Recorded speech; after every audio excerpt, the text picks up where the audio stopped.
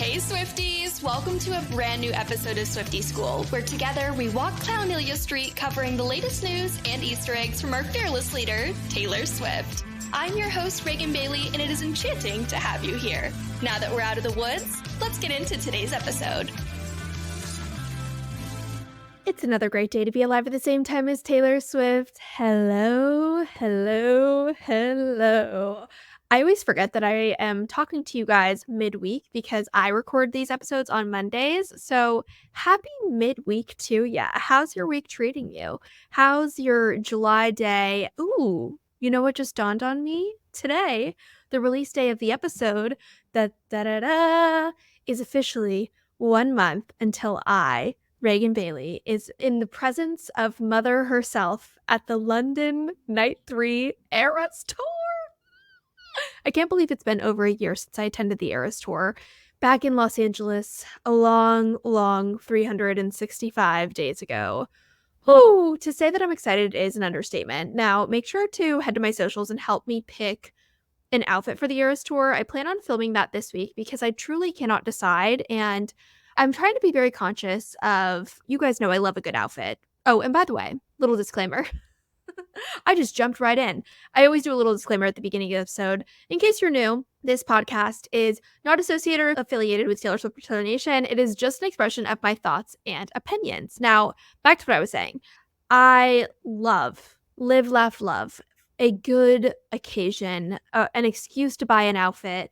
But when it comes to like costumey items, I go back and forth because I'm like, do I really want to buy something like a Taylor related item that I'm only going to wear for the one Eras tour and then struggle to reuse again because I'm going to want something new the next time? Like, probably not a good investment of my money. But all that to say, I have some tricks up my sleeve, if you will, aka in my closet, that I'm going to pull and would love for you guys to vote on and help a girl out because I just can't wait. I really can't. So, little life update for you. That's basically on my radar. I'm going to Palm Springs next week, which I'm very jazzed about. So I can't decide yet if I'm going to pre-record that episode or not.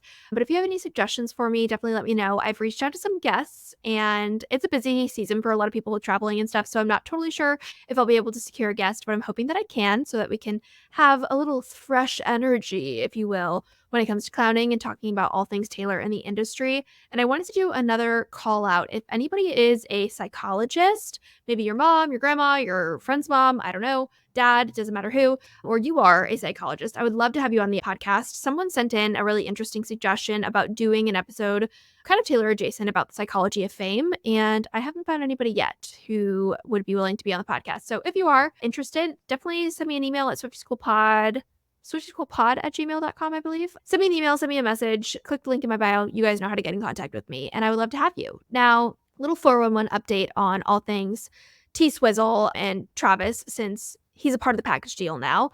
Travis recently was doing a charity golf tournament this past week. Looked very fun. He has preseason games coming up. He's got training camp coming up. So unfortunately, we will not be seeing him probably anytime soon with the Eras Tour, but not to fear. I have an update for you guys there on the football front. But I was really inspired following the Milan shows, kind of thinking about fan project ideas, because Milan did this really fun fan project. I'm sure you guys saw it all over social media, where they held up these little signs that said like, it's been 13 years or something, like it's enchanting to see you after 13 years in Milan. And it was really freaking adorable. I don't know if I were to start a fan project for London Night 3 if I would do something exactly like that, but I'm trying to spin my wheels. I'm thinking of something cute, fun, and creative. I mean, naturally, if we were to like hold up little papers like that, holding up a paper that says it's another great day to be alive at the same time as Taylor Swift would be low-key iconic. But I don't know. I'm thinking about it. I'm thinking about a fan project idea. And if I decide to pull the trigger, obviously I will post everywhere and anywhere that I can to get the word out about anyone attending London Night 3. Now, I know a lot of you guys are like, hey, you said you're going to do a meetup in London. What are the deets? I'm working on it, okay? My biggest hint to you is that if this does come to fruition, it will be the biggest and best, coolest thing ever. And the hint that I am going to give you is rough. Or should I say, woof. Hopefully you can gather from that what I'm hinting towards. But I am pulling strings. I am making phone calls. I have been on Zooms. I've done the things, and I'm just crossing my fingers that everything goes through as I hope. So Cross my fingers.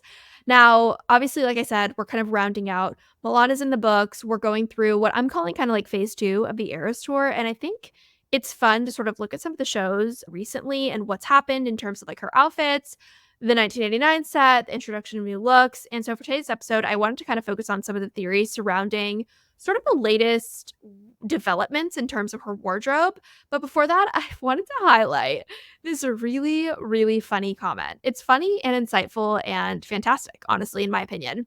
Now, you guys know I started posting my episodes over on YouTube because I wanted you to be able to tune into them on your TV if you wanted, or if you prefer watching or you like the subtitles, you can watch my episodes over on YouTube. Love to have you if you haven't chimed in over there already. But last week when I was talking all about football, I got a lot of comments that were explaining to me how bye week works and like the logistics of preseason and all that jazz. So I got a fantastic comment from someone that really breaks down bye week and Travis's attendance at tour and all of that. And I feel like there's no better way for me to relay this message to you other than just read it. So it says, and this is for anybody who's like clueless when it comes to football like me, or just wants some insight, because maybe this person works for the NFL. I have no idea, but this is it breaks down so much in so little words. So they said, need to explain how bye week works. The players get off the week immediately after the last game before the bye. I'm assuming the bye is bye week. They play October 5th, so they get the rest of that week off, but return to work on the 13th or the 14th to practice for the game the next week. So he meaning Travis, won't be attending any concerts that week. That makes sense. And then it says, instead, his week off will match her, Taylor, last week off, so they can both take some time off together somewhere. I'd say there's pretty much zero chance of Travis attending any of the concerts on the rest of the tour. That makes sense, and that seems fair.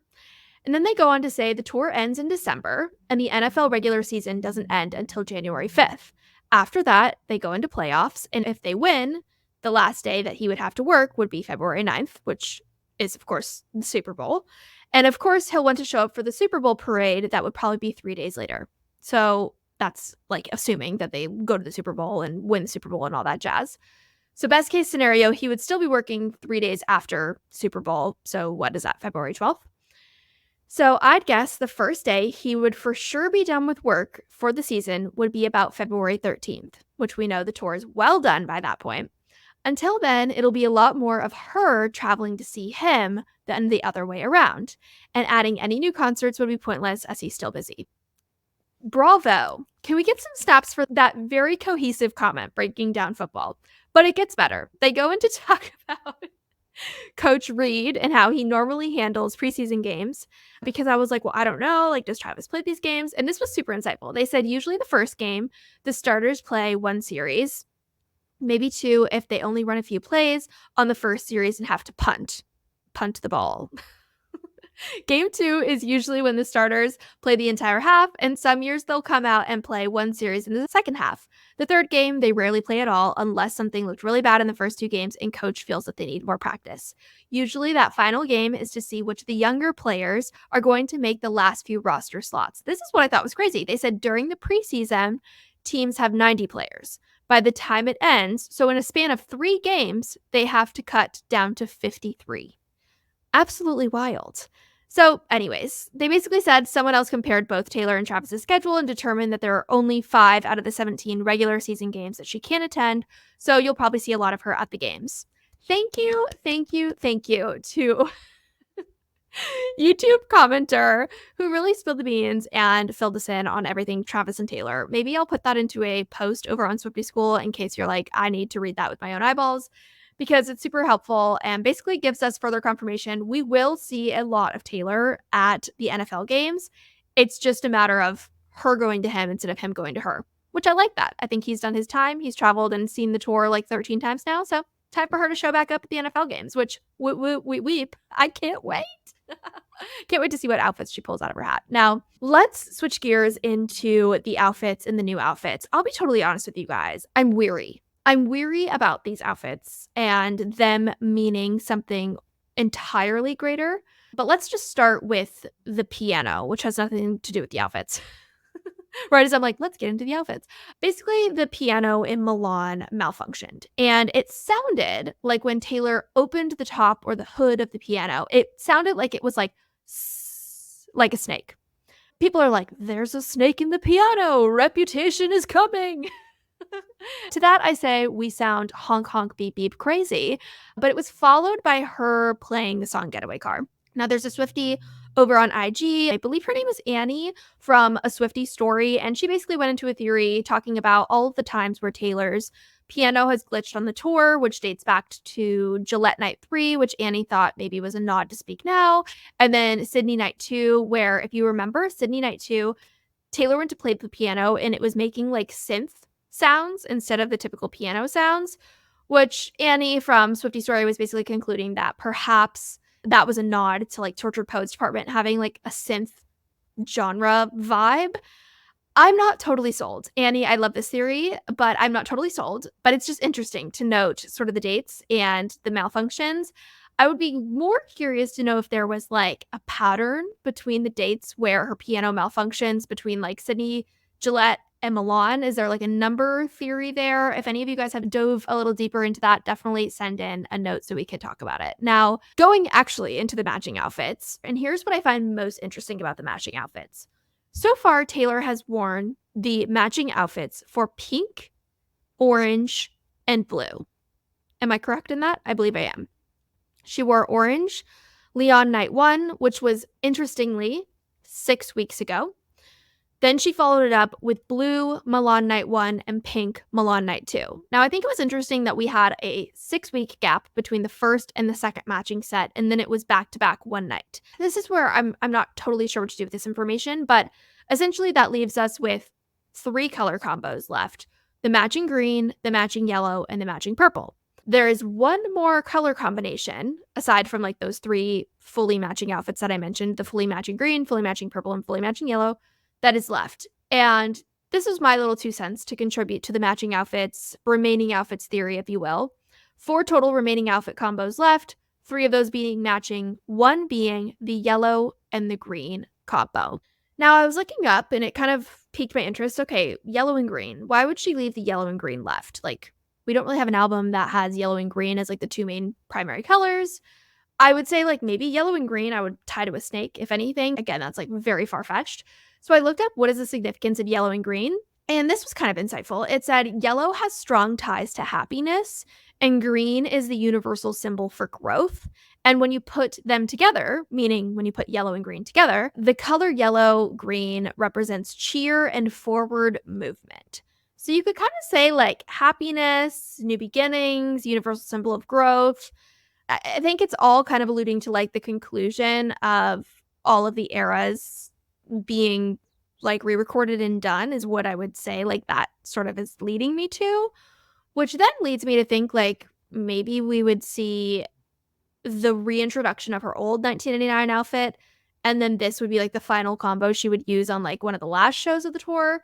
That's my question for you guys this week is like, do you think that we will only see repeats after these 4 outfits are used up? Will we only see repeats up until that point? Will she sprinkle in the old 1989 outfit? I think that's unlikely because I did see an interview from the designer of was it Roberto Cavalli? I think it is it? Am I making that up? Of the 1989 matching set. And they basically said they wanted something new, different, and fresh that still felt reminiscent of like the old 1989 era for kind of version 2 of her wardrobe for that matching set. So I don't think we would see like the old set revived. But being that we only have 4 outfits left for her to wear, those 3 matching combos, and then the yellow and green, that could lead us into Hamburg Night 1, which my only beef with thinking that, you know, she would wear 3 of the outfits in Gelsenkirchen. I know I'm not saying that right, but 3 of those outfits would be worn in Gelsenkirchen, and the last one would be worn on Hamburg Night 1 if she does only wear outfits that she's not repeating. The only thing is, like, what is she going to announce something on a Tuesday? That just doesn't seem right. So that's where I kind of hit a wall. But then it leads me continuing back to, like, Karma Would we see something else, like a TS12 situation? I don't know. Like, that's where I'm kind of lost when it comes to the 1989 sets, and I need you guys to weigh in.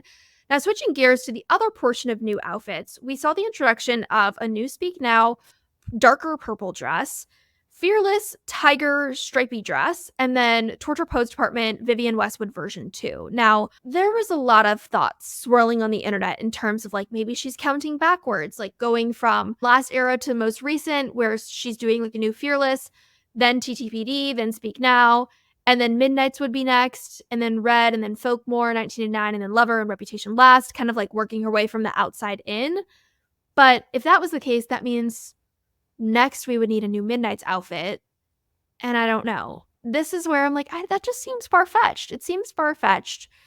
And my gut is telling me there's not a rhyme or reason to the specific order of the introduction of new outfits, because the designer of the new, like, tigery looking Fearless dress, he did post on Instagram, and he was active and talked about the dress and kind of was like standing alongside it, posing and stuff, mentioning the Milan shows. But Miley Cyrus also was seen wearing something from this new collection of his. And it kind of just makes me think Taylor's not going to wasn't going to wear this new tiger looking bodysuit until his collection released to help either promote it, or the inverse around, which is probably more likely. This design probably didn't exist until he started creating this collection and then threw in this piece for Taylor to wear. And she was like, heck yeah, let's switch up the vibe on the Eras tour. You know, I think it could be something that's just a bit more fluid and less planned out, but perhaps I'm totally wrong. I don't know when it comes to that. But the thing that did bring me some pause was the Torture Pose Department dress and the fact that she switched it from Fortnite lyrics, where it says, I love you, it's ruining my life, to Who's Afraid of Little Old Me, which we know Fortnite is obviously track 1 on TTPD, and Who's Afraid of Little Old Me is track 10, which I'm like, okay, 111. Does 111 mean anything? Does 11 plus 1, like, or 11, sorry, 1 plus 10, 110? Is there anything we could work with those numbers? We know that, you know, we clown a lot for 112 Day Theory, so 111 is right before that, and I'm getting 111 from Fortnite. There's album 11 track 1, album 11 track 10. There's a lot of ones happening. I don't know. I'm a little stuck on that. And again, there just could have been 2 variations of it. But I do find it odd. It's like basically the exact same dress and different lyrics. Could just be that the other dress needs to be dry cleaned and that's the backup dress. Could be as simple as that. But I feel like there's something huge I'm missing here with the matching outfits. I know it's an Easter egg. I just can't put my finger on it. And I'm leaning into you guys to help me out with that. If you are watching on YouTube, make sure to leave a comment with your thoughts on the matching outfits or the new introduction of outfits or anything that I brought up today. But for now, let's go ahead and switch into Swiftie submissions and see what you guys thought in terms of latest clowning and all that jazz. Now, before we get into those, I did want to welcome a new Patreon member that we have, which is Nia. Welcome to the Patreon. If you're new to the podcast, I have a Patreon. You can go to Patreon, patreon.com/swiftieschool, and you can choose one of the 4 tiers or classes, if you will, the sophomore, junior, senior, or sorority class. And each of those classes or tiers is going to give you something different. So, for example, earlier this week, I hosted my monthly clown call, which is a really fun clown call where we get onto Google Meet and we basically just do a continuation of the podcast, but we all chat and we play trivia. We, get to know each other. We talk about the latest theories, and it's really fun. And we do that one for the sorority tier specifically, and then another for the senior and sorority tier. Now, I have a couple of Swiftie submissions that you guys sent in, and the first one is from Riley, and Riley's calling out the Look What You Made Me Do music video, and specifically the bank robber scene. So in the background of this bank robber scene from the Look What You Made Me Do music video, there are 4 people wearing masks, and the masks are cat masks, and each of these people in this bank robber scene with the cat masks are wearing a specific color, and the colors could also match up with the 1989 matching sets that we've been clowning about. So basically what Riley was alluding to is the fact that maybe Taylor is matching up those matching sets and using them to count down to Reputation TV. I like this. I think this is good detective work. And I haven't revisited the Look What You Made Me Do music video in a minute. So I think this is a great call out if anybody is deep into clowning and wants to revisit it, and let us know if you find anything further to build upon Riley's initial thoughts. Second is from Danny. And Danny said, and this is interesting, in Milan Night 2, Taylor did a couple of things that what Danny thinks could mean Reputation Taylor's version is coming soon. Dun, dun, dun. And those are that she debuted a new enchanted outfit for Speak Now. She sang Mr. Perfectly Fine for Fearless. She sang Red for the album Red. She sang Getaway Car for Reputation. And she sang Out of the Woods for 1989. Now, all of these things are one for each of Taylor's first 6 albums, 5 of which are Taylor's version. And she might have wanted to do this to show that Reputation Taylor's version is next and or coming soon. This is more my speed. I like your train of thought here, Danny. I think this is an interesting call out that basically something new happened for every era leading up to Reputation, and that this could mean Reputation's the era that's next. It could be as simple as that, right? Let's simplify the clown nose and slow down the speed on the car, because I think that this is definitely more my speed. But as always, if you guys have any clowning theories, topics, suggestions, any of that jazz, make sure to send it my way. And don't forget to rate and review the podcast. Leave me a comment, all that jazz. And I can't wait to see you guys next week on another one. Have a great week, and thanks for tuning in. See ya! Thanks for tuning in to today's episode. I know all too well how busy life can be, and I am so grateful that you chose to stay. Now just know this is me trying, and I would greatly appreciate if you took a minute to leave a review or maybe share this episode with a fellow Swiftie. Make sure you join my broadcast channel on Instagram for more Swiftivities, and long story short, this love is real and I'm beyond grateful for your support. See you next time!